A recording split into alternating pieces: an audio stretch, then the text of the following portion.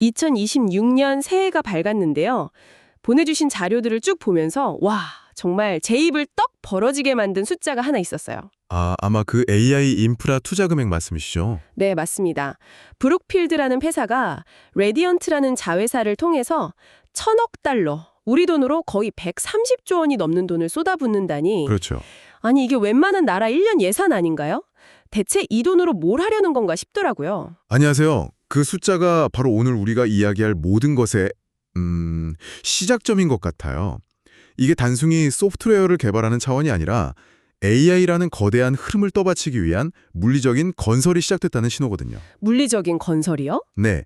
자료에 나온 것처럼 데이터 센터, 토지, 전력망 같은 기반 시설을 말 그대로 새로 짓고 있는 거예요. 거대한 건설의 시대가 열린 셈이죠. 흥미롭네요. 한편에서는 무언가를 엄청나게 건설하고 있는데 제가 본 다른 자료들을 보면 또 기존의 일자리나 국제 질서가 해체되는 이야기가 가득하거든요. 맞습니다. 오늘 저희는 보내주신 자료들을 바탕으로 이 거대한 건설과 해체라는 두 힘이 어떻게 2026년의 세계를 만들어가고 있는지 그 연결고리를 한번 찾아보려고 합니다. 자, 그럼 한번 깊이 파고 들어가 볼까요? 좋습니다. 그럼 AI 골드러시 이야기부터 시작해보죠. 방금 말씀하신 130조 원이라는 돈이 데이터 센터 같은 물리적 실체를 짓는 데 쓰인다고 하셨잖아요. 네.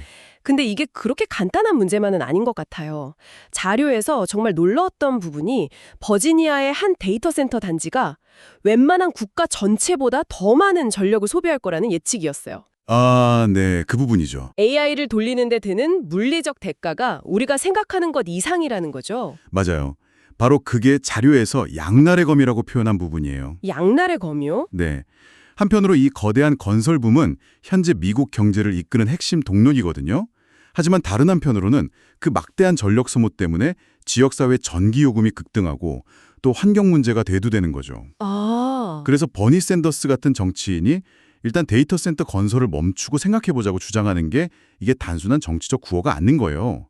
실제 주민들 삶에 직접적인 영향을 미치기 시작했으니까요. 물리적인 비용도 비용이지만 저는 그 인적 비용 문제도 좀 심각하게 보이더라고요. 일자리 문제 말씀이시군요. 네.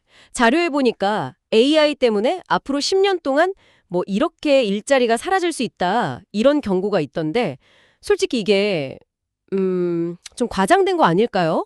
항상 새로운 기술이 나오면 일자리가 사라진다곤 했지만 결국 다른 형태로 생겨나곤 했잖아요. 아주 중요한 질문이에요. 물론 기술 발전이 새로운 일자리를 창출하는 건 사실이죠. 그렇죠. 지금 당장만 해도 데이터 센터를 짓는 건설업계는 호황이니까요. 하지만 자료가 지적하는 건 그 다음이에요. 그 다음이요? 네. 건설이 끝나고 나면 그 거대한 시설을 유지하는 데 필요한 인력은 극소수라는 거죠. 그리고 더 근본적으로는 과거의 기술이 주로 육체 노동을 대체했다면 AI는 지식 노동, 그러니까 인지적인 업무를 대체하기 시작했다는 점에서 질적으로 달라요. 그게 핵심이군요. 월마트나 JP모건 같은 기업들이 AI로 인건비를 줄이겠다고 공공연하게 밝히는 것도 같은 맥락이고요. 그래서 이번 해체는 이전과는 다른 규모와 속도로 진행될 수 있다는 우려가 나오는 겁니다. 듣고 보니 그렇네요. 막대한 물리적 건설이 결국에는 노동시장의 해체를 가속화하는 동력이 되는 참 아이러니한 상황이네요. 그렇죠. 심지어 이 모든 투자가 거품일 수 있다는 경고도 있잖아요. 네, 일부 경제학자들은 지금의 AI 투자가 2000년대 초반의 닷컴 버블과 비슷하다고 경고하고 있어요. 닷컴 버블이요? 이렇게 막대한 자본을 쏟아 부었는데 과연 그만큼의 수익을 낼 수 있을까 하는 근본적인 질문이죠. 만약 이 거대한 투자가 실제 수익으로 이어지지 못하면 그때는 금융 시스템 정체가 흔들리는 더 큰 차원의 해체가 시작될 수도 있다는 분석입니다. 이렇게 막대한 돈을 쏟아부어서 인프라를 짓는 이유가 결국 기술 기업들의 원대한 약속 때문이잖아요. 그렇죠. 자율주행이 세상을 바꿀 것이다. AI가 모든 걸 해결할 것이다. 같은 약속들이죠. 네, 근데 저 자료를 보면 그 약속이 현실이 되기까지의 과정이 정말 험난해 보입니다. 테슬라 사례가 딱 그렇죠. 맞아요. 일론 머스크가 2025년 말까지 미국 인구 절반을 커버하는 대규모 로봇택시를 상용화하겠다고 공언했었죠. 네, 저도 기억나요. 그 약속을 믿고 투자한 사람들도 많았고요. 하지만 2026년 초인 지금 현실은 어떤가요? 오스틴에 500대 이상, 베이에어리어에 1000대 이상을 배치하겠다던 계획은 실제 추정치는 35대, 130대에 불과해요. 그것도 여전히 안전요원이 동승한 채로요. 와, 차이가 너무 크네요. 일론 타임이라는 말이 괜히 나온 게 아니죠. 원대한 건설의 약속과 이 지지부진한 현실 사이의 간극을 보여주는 대표적인 사례입니다. 비단 머스크만의 이야기는 아닌 것 같아요. 반도체 거인 인텔의 스토리는 정말 한편의 드라마 같았어요. 아, 인텔이요? 2024년에 거의 회사가 무너지는 것 아니냐는 위기설까지 돌았는데 2025년에 리부탄이라는 신임 CEO가 등장하면서 완전히 다른 국면을 맞았더라고요. 그 과정이 정말 흥미롭죠. 살아남기 위해 기존의 조직과 자존심을 해체하는 아주 고통스러운 과정을 겪어야만 했어요. 인력 감축도 대규모로 했고요. 네, 그것은 물론이고 과거에는 정말 상상도 할 수 없었던 일을 벌이죠.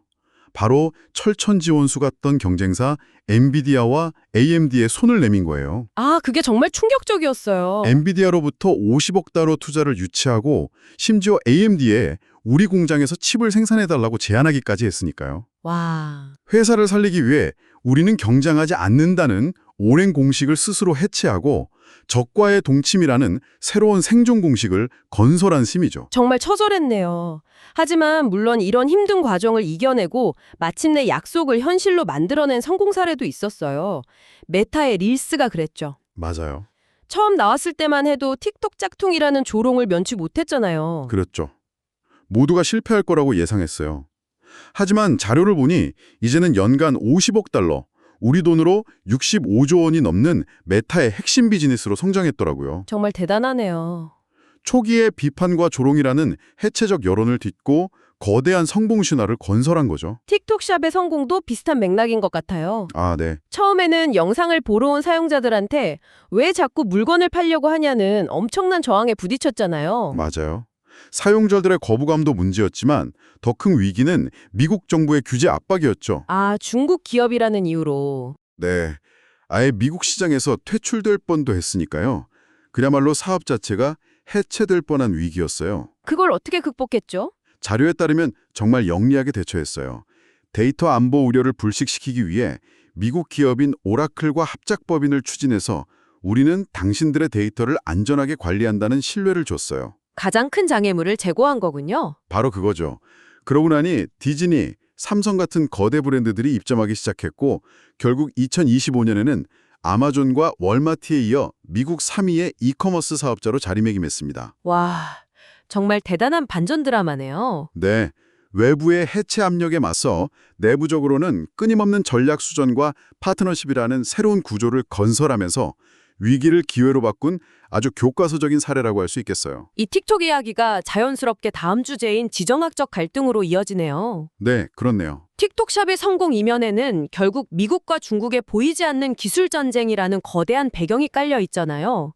이런 글로벌 무대의 긴장감은 다른 자료들에서도 명확하게 드러나고 있어요. 특히 우크라이나 전쟁이 그렇죠. 네, 2026년에도 여전히 현재 진행형이고요. 네, 보내주신 자료에 담긴 젤렌스키 대통령의 신년 연설이 현재 상황을 상징적으로 보여줘요. 평화협상이 90%나 진전됐다는 긍정적인 소식에도 그는 영토 문제에서만큼은 약한 합의는 받아들일 수 없다고 선을 그었죠. 아, 평화를 원하지만 국가의 근간을 해체하는 대가를 치를 수 없다는 단호한 의지 표현이에요.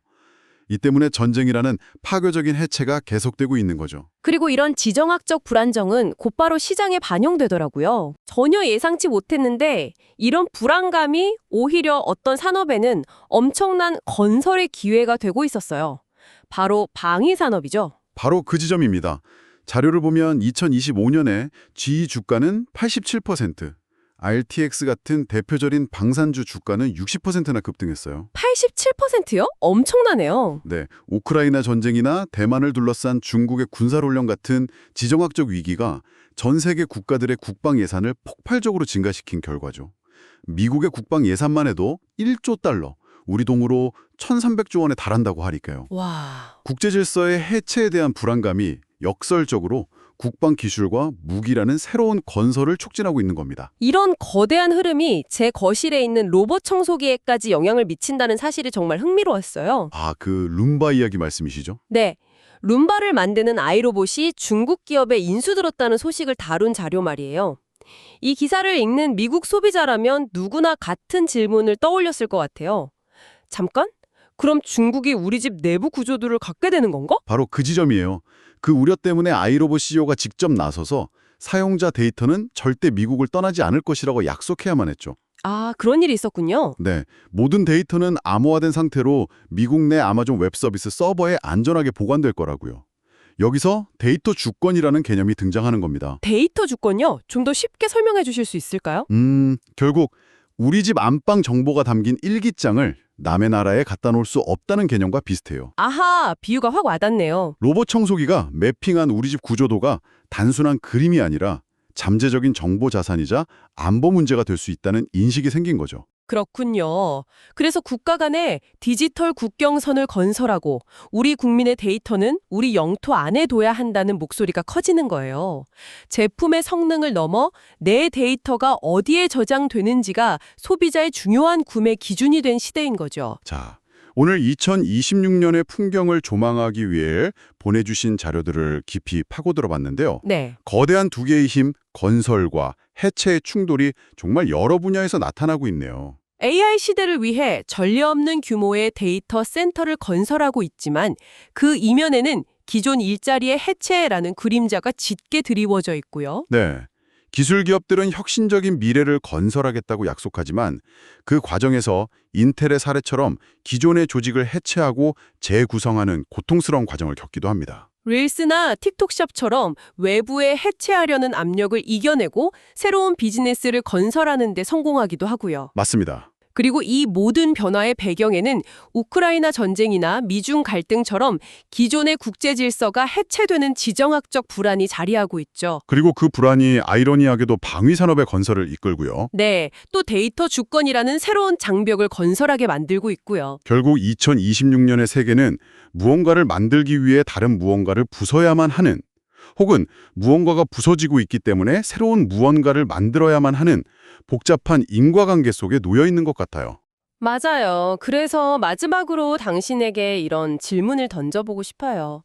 오늘 우리가 살펴본 것처럼 건설과 해체는 동전의 양면처럼 동시에 일어나고 있습니다.